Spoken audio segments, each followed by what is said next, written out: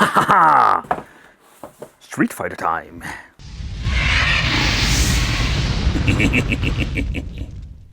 Hey, welcome back to the channel. We're going to be doing a little bit of a chit chat about this Evercade Alpha Street Fighter Edition Bartop arcade. So that's what a mouthful. So we have seen all kinds of arcade products through the years, and I think this is one of the things that is kind of cool, because it comes finally not only with Street Fighter 2, we're having Street Fighter Alpha series, and man, I got some good memories with that. However, the Arcade Alpha Street Fighter version, and they also have like different other versions I want to check out here on the channel. But what's so special? So you can actually use this thing like a game console, and we can use all kinds of different, let's say, cartridges. So this thing is not like what you see, what you're getting with a couple of games, and that's it. What is even wicked that this thing has a dual Evercade cartridge system with 8 inches of fun with an IPS panel. So we do have the option to actually plug in controllers to play together. Fully licensed arcade work that is actually a little bit, I wouldn't say authentic, but it comes really close to the, let's say, authentic Street Fighter cabinet. Having 3 marquees even included, and then the competition graded arcade controls. And that is something, oh yeah. Let me see how nice this stick wiggles. But let's open it up, and I'm really curious how this is going to be. So one of the features I just love, I never bought those arcade one-up bar tops with a simple reason, because I was kind of done having like a couple of games. And this thing does come actually with a couple of games, but you can expand it with all kinds of, say, cartridges. Yeah, I do have a couple of them. I don't have all of them, but I think it's pretty cool. So you can just actually this way add new games. So starter guide, let's see what's going on. So it actually shows how to use the cartridges, and we also can the way how to swap the marquee. I think that is a very cool overall feature. But let's see what's in here more. So this is, I think these are like the marquees that we're getting. So let's take a close look at it later. Waving over here the power supply. That's actually just an USB. Okay, that's with the USB connection. Oh, that looks a little bit crooked. But beside that, 5 volt, 2 amp. So nothing really fancy going on. All the adapter for different regions, USB cable, that's an USB-C, very long one, for the special bag for actually keeping the products dry. And there we have our friend. Let's pull it out. My first impression of this looks really nice. Like, it feels like a very sturdy product. And I must say that I am really pleased what I'm actually seeing out of the box. The colors are actually different when it comes to the control panel. I don't know which one is going to be authentic. This looks a little bit, let's say, a little bit too bright. Let me show you what I mean when it comes to the arcade one-up. Because this is how the arcade one-up actually looks. And yeah, I think this is more authentic when you're going to be looking at the Street Fighter 2 version over here from the Evercade. But let's do a quick overview of the joysticks. Ooh, like the resistance is interesting. Okay. We love this authentic ball top. So the buttons. Ooh, really short traveled. Have like a very nice feel to it. Over here having start, select coin menu, micro switched over there. Having the Alpha Evercade or Evercade Alpha over here in the corner. But you know, for assembly they put these dust caps on, so that's kind of nice. So you don't see the screws. So over here we're having like just Parkers in the corners. So we can actually peel this part off. You know, always when I'm going to be peeling these things off, I know for a fact it's going to be stuck behind it. So let's unscrew these, like say, and just get the plastic off. Okay, so this is actually the marquee. Let's get this piece of plastic out. And let's see what we can get into here. Oh man, I messed it up. Yep, I messed it up, the peeling part. Yep. So let's remove the seal over here and let's see how the other ones look. Ooh, nice. Street Fighter Alpha and Street Fighter Alpha 2. Man, this looks really cool. And the overall quality, man, this is nice looking. But I think I will keep it with the original marquee. Okay, so let's see what's going on. I think we can just remove this piece of plastic. All right, and then fairly easy to remove this. Ooh. This is very nice and glossy. So compare with this one over there. Okay. So where it's actually cool that you have the option to switch them out. I think this is not going to be looking very nicely, because with a simple reason, like it's completely ruining, like say, the overall theme over here, because everything is of course like say, theme to the original setup. But what is even interesting is that when you're looking at the colors of the control panel, this is the authentic original color, like with the Arcade 1-Up, but he went for a different color over here when it comes to the control panel. It's interesting. There was also no, let's say, piece of plastic or acrylic, so I do wonder how long this will actually be nice. So let me know in the comments if you have this device, and do you already have some, let's say, problems with the quality itself. Okay, so the first thing we're going to be doing is removing this over here, because this looks kind of weird if you're going to be leaving the plastic on. But the acrylic here, more like this semi-flexible acrylic. If you're going to be putting the artwork in, you can actually see that it is kind of stuck, but you're going to be needing the piece of plastic acrylic at front. But before we're going to be putting it back in the box, I just wanted to showcase that this is also same kind of glossy like the original marquee. So at the side we do have like this beautiful artwork. It's very simplistic actually. So over here we're going to be having the first speaker. So Blaze Entertainment. Over here having Evercade and some more information. And we're going to be having another speaker, I'm guessing, here at the side. So we're going to be powering on. I'm really curious how this is actually going to be sounding. So the overall T-molding is simplistic. You know, we're going to be looking at the overall quality here. You can see there's a little bit space between here, but I think it's forgivable at this point. But it's like very simple, like T-molding, not like the big bumpy thing that we have like with full arcade machines. So it's just like a very simple thing. Okay. So many USB-C cables, going to be leaving this in the plastic. So the power supply, what you need to do is just click it in and switch it like that. Plug this bad boy in here and we're ready to go. At the bottom we're finding the rubber feet. I must say that they're like absolutely amazing. I must say they're like very high and it gives like absolutely a nice sturdy, let's say, grip when it comes to, let's say, the cabinet itself on your table. So at the front we're finding the two cartridge slots, and you can actually put two cartridges in there. So I love this on and off, like it's actually a micro switch, volume control. Over here we're having two USB port for the controllers and a headphone jack at the front. So like I said, I removed one screw over here, and if you're going to be pulling it from there, it's going to be fine, but we're going to be putting that one back, removing that. I'm going to be doing all four of them so we can remove the plastic, otherwise it's going to be stuck behind the Parker over there. But the biggest problem I'm already facing is that if you're going to be pulling it away from here, oh, it's stuck under there. Man, the nightmare continues. But one thing is for sure, this original Nintendo cable doesn't fit. It's very tight, yes. So I am actually using the original cable. You can see that is a very nice fit. So, yep, you cannot switch it out, or you need to find something that is similar to the original one. So don't lose your original cable. That's the one thing to do for sure. Okay, I managed to get myself at least like most of these pieces of plastic out, but still going to be figuring out how to remove these so I actually can see what's inside. But you know, I don't want to remove and destroy these caps. I was thinking about a very tiny flat screwdriver. Maybe I can just peel them out like there. I don't know how I can actually remove these, but and I don't want to damage them too much. But yeah, we need to figure that out later on because I want to remove all of the plastic. But this is actually just an on and off switch over here. You can just push it and it will turn on and off. So not like with a piece of software that it remembers when it's turned on or off or whatsoever. The LiDAR marquee on this thing is pretty good. I must say that I am surprised how well this looks. So the intro of this thing is also interesting and also kind of cool. And the first thing already noticing with the audio, this audio on this cabinet is pretty good. So let's move on to the bottom part over here. And this looks pretty cool when it comes to the LiDAR feature. So let's set it up with the language and everything and let's go. So when the machine is turned on, we get this groovy soundtrack, and let's take a close look at the game. So like they promised, the Street Fighter Alpha series, Street Fighter 2. We got, oh man, I love this, man. Super Puzzle Fighter 2 Turbo, the original Street Fighter 2. So we're actually going to having the Super over there. So I'm glad they went for like this collection over there.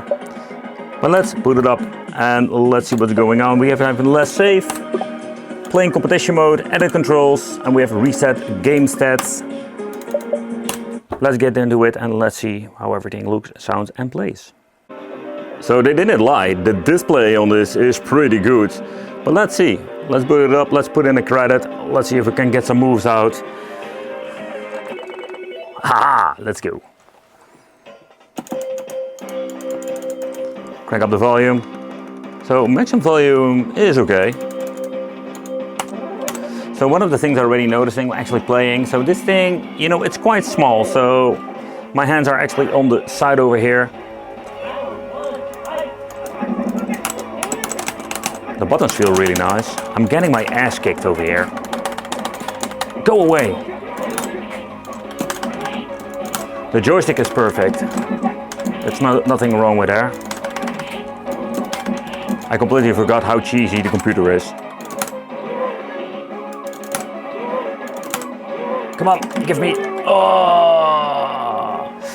So the menu will give you even an option to make unsave, load, controls, display settings, where we can change out all kinds of cool settings that you did see with other devices from the Evercade series. But what is pretty neat that we're actually having all kinds of different pixel, perfect aspect ratios, full screen, you name it, you can all do it. However, this screen itself is already 4:3, so it doesn't really make any sense when it comes to the full screen itself. So scanlight can also be implemented. This is one of the parts of the software that we did see before. And yeah, beside that, like I already mentioned, you can make and save, quick load and everything else, and just quit and go back to the menu itself. And this way we can just fairly easy play a different game. Well, the overall punch of the, let's say, the audio, I must say that it's very nice. Would be cool to have like a tiny subwoofer in the inside, but you cannot have everything.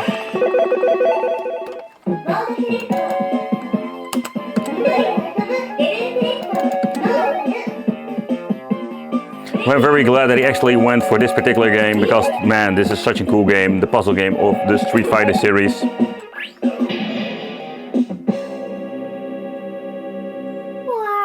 But let's get into the game and let's see how this actually plays.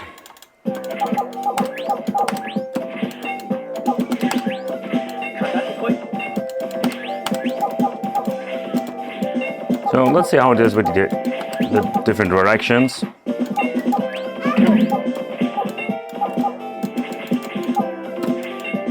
But so far, emulation itself is quite perfect. So let's go back to the main menu and let's try the next game. This brings back so many memories. Street Fighter Alpha 1 is, by the way, one of those games that I really enjoyed myself with. I can still remember that I actually had Crash Bandicoot for PlayStation 1 that I traded for this particular game. So yeah, it was absolutely awesome. I just finished the Crash Bandicoot game a couple of times already, 100% completing, and trading the Street Fighter Alpha series is absolutely fun.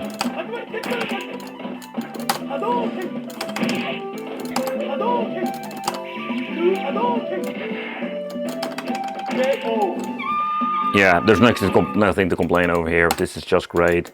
Love that they have like a quick save, slot 2, and you're having this tiny screenshot where you can actually see where your last time has been, let's say, actually left or made the quick save itself.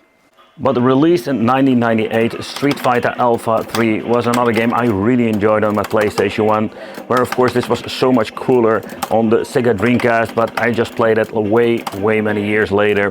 However, when it comes to, let's say, the dramatic mode, I think it's called, if you're going to be finishing the game, you have the dramatic mode. That was absolutely awesome, because you can play cooperative against Mr. Bison itself.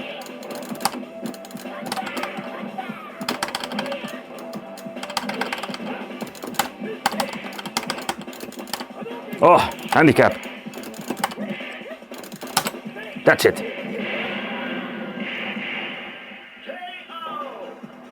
Okay, so when it comes to the menu itself, I think one of the cool features that we can actually add different games to it. There's no cartridges, so that's something we're going to be doing now. So let's get to the collection and let's see if we can find some cool games.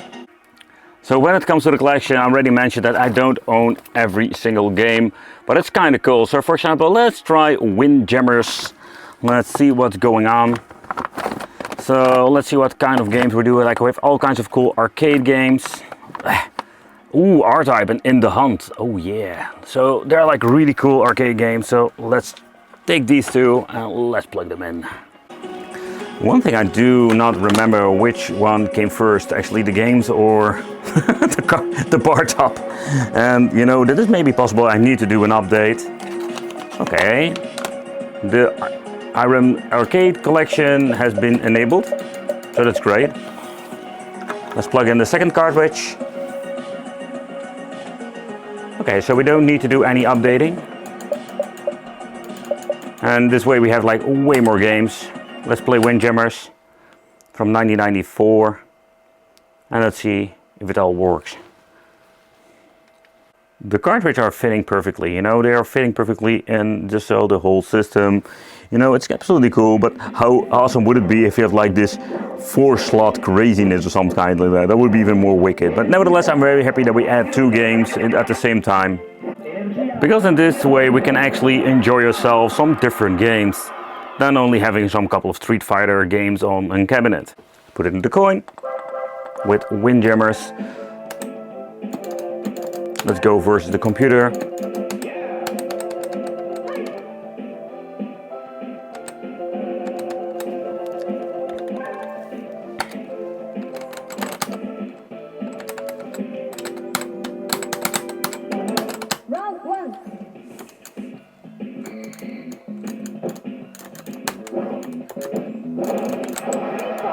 Ooh.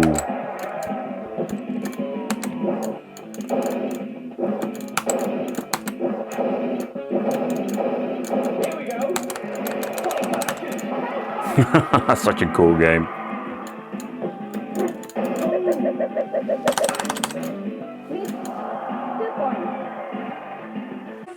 Yeah, so nevertheless this is pretty awesome that we do have the option to actually add new games, and if you like have a collection, you want to buy a certain like collection, you can actually do that fairly easy.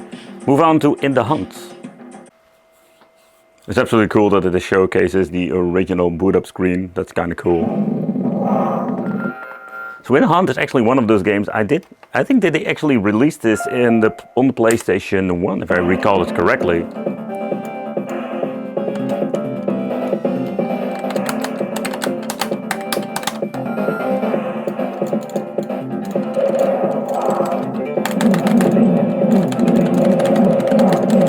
And the buttons on these things are really smooth, so they're like not really annoying to actually just to use. The feedback is great, but also in combination with there's the touch, it's great.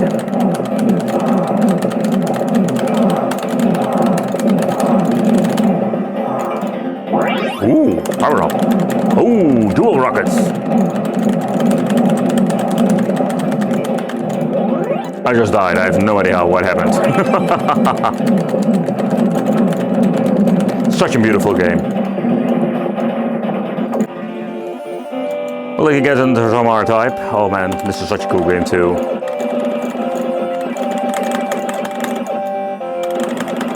But one of the things I've noticed throughout all of my testing is that when it comes to the Evercade product, it's pretty cool just to collect, but also when it comes to just playing the authentic games and, of course, having some pretty good overall emulation. It's not FPGA, so far I don't know, but I do know that I suck at this game. Yeah. Alright, so there's actually some more cool things built in. So the game of the month, if you're going to be actually like going into the online service, so having Collie Defense, take control of Whiskey Border Collies. Like what? So there's even some hidden games, so 0 out of 8 are unlocked. Moving on to over here, some more options. So browse the cartridges. I think it's pretty cool to have like this online collection in here. You can see like 6 of the 533 freaking games that have been collected over there. But I think it doesn't roll up because we're going to be needing I was thinking I was going to be needing some connection from the internet, but it seems to be working all fine. So Super Homebrew War does some pretty cool things that you can actually just check out. You can just check out what games you're actually interested in and can search for the cartridges. But I do hope if they're going to be producing more than enough, because now that we're going to be creating the situation that some of the games are going to be super expensive because they're going to be highly collectible because of the licensing or stuff is going to be like not available at the moment. So over here having display, what I mentioned before, The theme can be changed out. Ooh. No, we're not going to be changing out. I love this blue. That makes this absolutely a great thing. We have a neon, Street Fighter, sound. Everything has been set to maximum. Network mode, we can set up the network. Accessibility, languages system. And we're going to be needing to enter the secret code for unlocking some pretty cool stuff. One thing I really wanted to do is check what's inside, because we just removed the 4 Parkers over there. And there's actually nothing much on the inside. So under there we're going to be finding the main board that is automatically connected to the monitor in the inside over here. So we do have the 2 speakers, there's some gigantic magnets. They're only like 3 watts add-on. I do wonder if you can even upgrade them. But there is still some room. It would be cool to have like this cool version with a tiny subwoofer, you know. Have like this nice punch. That would be like absolutely great. So I think audio-wise, where it sounds great, there is still enough room to actually like have this upgraded system with a tiny subwoofer, an amplifier and everything like that. But how about connecting a second controller? I think I have somewhere only 1 controller with my game system, and I don't want to search them somewhere in my collection. So what we can actually do is connect a freaking Xbox controller. Let's get this thing out of the way. That's much better. And yep, we can actually boot up, navigate in the menu.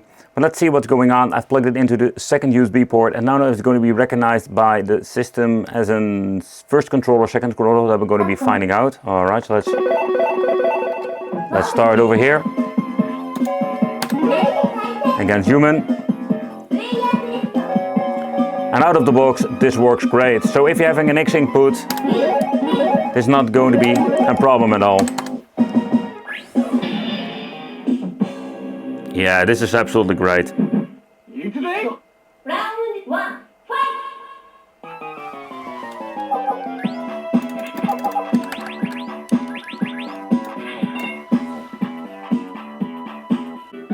So the overall idea of this tiny arcade machine, it's pretty cool. And I must say, I am in love with this thing. For the simple reason, you have a bar top with some pretty cool, nice decals, interchangeable marquee, and then it's also lit up. And we do have the option to actually like add new games.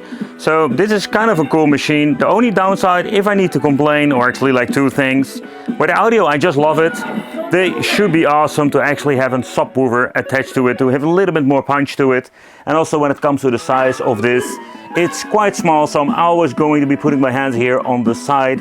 And when I say it's sharp, but the angle itself, it's not the most comfortable way to play. So it would be a little bit wider, but again, I just love it as it is so far. But in general, I must say that I'm really pleased with what you're getting for the money, because it's a very versatile system with adding options for games and beautiful audio, great controller support. Nothing to complain here. Thank you all for watching, and it will be great to see you in the next video.